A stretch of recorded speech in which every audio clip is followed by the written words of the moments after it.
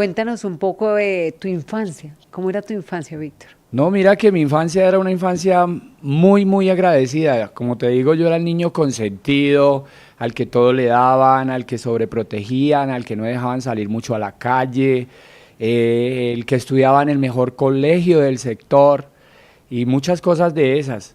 Entonces siempre fui como la personita encerrada en aquella cápsula y que veía la periferia, veía todo lo que sucedía en el entorno, porque pues el barrio es un barrio donde se mueve bastantes cosas, delincuencia, drogadicción, algunas cosas diferentes, y siempre decía yo, pero ¿por qué lo hacen? ¿Pero qué los lleva a eso? ¿Qué será eso? ¿Por qué? ¿Qué les gusta?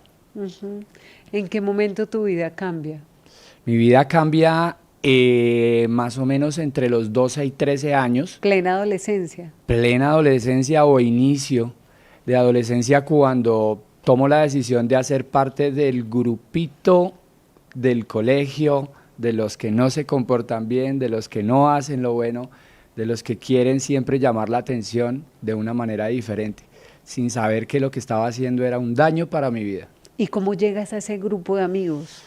Pues yo creo que también culpa de la sobreprotección. Ujú. Y es algo que muchas personas no pensamos y no analizamos ahora que criamos nuestros hijos, pero es algo que les hace mucho daño porque hay que dejarlos sentir, hablar, expresar, tratar de ser quienes son.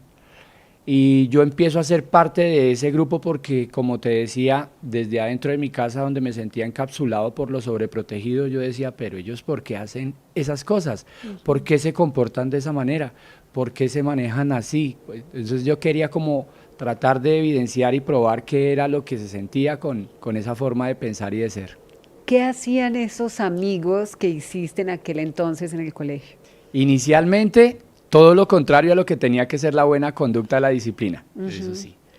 Llevar todo a su forma de ser y de actuar, a llamar la atención, a llegar sin tareas, a llevar la contraria en los profesores, a poner sobrenombres, a molestar a los demás estudiantes, o lo que ahora conocemos como bullying. Bullying. En ese tiempo era fastidiar a quien fuera y sentirnos más que los demás. Entonces empecé a ser parte de eso y poco a poco me fui volviendo líder. Y entre ese ser líder para lo malo y ser líder para lo malo, me llevó a muchas cosas luego de la adolescencia, en la juventud y en inicios de mi adultez, que casi fueron inefastas para mi vida. ¿Qué pasó en tu vida? Tomé una muy mala decisión y fue pasar de la indisciplina a enamorarme de mantener con dinero en el bolsillo. Entonces ya le perdí el amor al estudio, Wow. le perdí el amor también a la disciplina en casa, a ser ese chico que se sometía y que hacía caso juicioso a todo lo que le organizaban en casa. Entonces empecé también a llevar la contraria. Empiezo a quedarme por fuera de casa en las noches, empiezo a hacer fechorías que no debo hacer, a consumir alucinógenos, alcohol, empiezo a ir a la delincuencia y poco a poco mi vida se va envolviendo en todo eso y todo eso se convierte en una bola de nieve, a donde supuestamente yo era el más que todos. ¿Fue la época más oscura de tu vida? Sí, realmente fue la más oscura de mi vida, aunque vivo ahorita una situación de discapacidad, pero comparado mi vida de adolescencia y el destrozo de mi vida que casi me lleva a la muerte, con sobrellevar la discapacidad, es más favorable la discapacidad. Cuéntanos cómo fue esa vida de excesos. Primero hablemos de las drogas. ¿Qué pasaba? ¿Qué tipo de drogas consumía? ¿Y qué pasaba en tu entorno cuando consumías esas drogas? Bueno, pues como todo inicio,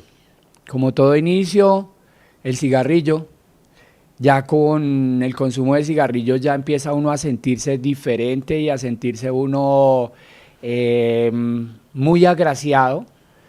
Le parece a uno súper fabuloso que lo vean echando humo, diría yo. De ahí en adelante entonces ya probé la marihuana. Al comienzo no se siente algo sabroso, pero hay algo que mucha gente no sabe y que es necesario que lo entiendan y lo comprendan. No es que la persona se vuelva viciosa, es que el cuerpo y la sangre de la persona asimila la sensación de alucinógeno en su cuerpo y de ahí en adelante empieza a pedirlo. Entonces mi cuerpo continuó pidiendo marihuana. Ya necesitaba estar enmarihuanado para hacer algunas actividades, para cumplir con con algunas cosas de mi vida diaria y cotidiana. Y entre rumba, entre cuento, entre amistades, entre mujeres y cosas de esas, ya doy un paso y nefasto, que es al bazuco. Impresionante. Cuando llega uno al bazuco, normalmente uno lo conoce de la manera más formal, que es tratar de consumirlo en forma de cigarrillo. Pero él lo va envolviendo a uno de una manera tan amorosa, con la cual uno se siente libre, se siente fuera de lo cotidiano y con la cual uno se siente con un éxtasis superior a lo normal de cualquier otra de las cosas que ya ha consumido. Entonces, como lo hablábamos ahorita, el cuerpo y la sangre lo sigue pidiendo. Así uno diga que uno no es un adicto compulsivo o total, sino que lo hace de vez en cuando, que uno lo controla, que no, que yo, eso no me controla a mí, yo lo controlo a él. No, realmente lo está controlando a uno porque uno siempre está buscando el momento y el lugar para poderlo consumir. Víctor, ¿cómo hacías para conseguir esas sustancias? Primero la marihuana, luego el bazuco. ¿Cuántos años tenías? Pongámonos como en la edad que tenías en esa época. ¿Y cómo hacías para conseguir esto? Imagínate, Adri, que es algo como tan ilógico que vino a mi vida. Es como si siempre algo maléfico que hubiese querido llegar a mi vida, porque en mi familia había un antecedente de una persona drogadicta que era mi hermana mayor, y ella siempre me dejaba ver y me dejaba connotar qué sentía ella, qué hacía ella y qué consumía. Y yo estaba siempre al pendiente y ella me decía, nunca lo haga, nunca lo pruebe, mire cómo me tiene, mire cómo está esto. Entonces no me preocupé nunca por ir a conseguirlo, a comprarlo, a buscarlo. Pero desafortunadamente, como te decía al comienzo de la entrevista, empiezo a cogerle amor al dinero. Y entre cogerle el amor al dinero a perderle el amor al estudio. Dejé de ir a estudiar y me salí de los estudios por buscar trabajo. Y desafortunadamente el primer trabajo que me dieron fue en una taberna del barrio. En un lugar donde en las noches la gente iba a rumbear. Ahí empecé como mesero y me movía muy bien, luego ponía la música, hasta que llegó un momento en que la persona que administraba el lugar presentó un inconveniente con los dueños y lo hicieron a un lado y la vacante quedó sola. Y yo no tenía sino apenas 14 años. Wow. Eras un niño. Pero con esa edad ellos dijeron, Chino, encárguese usted de esto, usted tiene la capacidad. Y yo dije, hagámosle. Ese fue el gancho y la entrada para que yo pudiera empezar a recopilar drogas, porque desafortunadamente en ese sector y en ese lugar, muchas de las personas que querían entrar en la rumba, en ese momento, en la noche, siempre eran requisadas, pero algunos querían ingresar alucinógenos, querían entrar armas, algunos querían entrar otros licores como para no comprar, entonces siempre había que requisarlos. Y la mejor solución para no tener problema no era decirle a la persona, no, devuélvase y chao, sino tranquilo, no se preocupe, venga, le guardamos eso, que cuando usted se vaya a ir se lo devolvemos.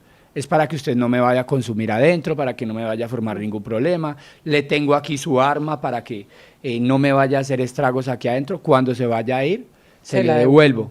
Pero había algo que pasaba, y era que se pasaban en tragos no reclamaban o de copas o lo que fuera, y no reclamaban al irse. Incluso hasta las armas se quedaban y tocaba que después volvieran por ellas.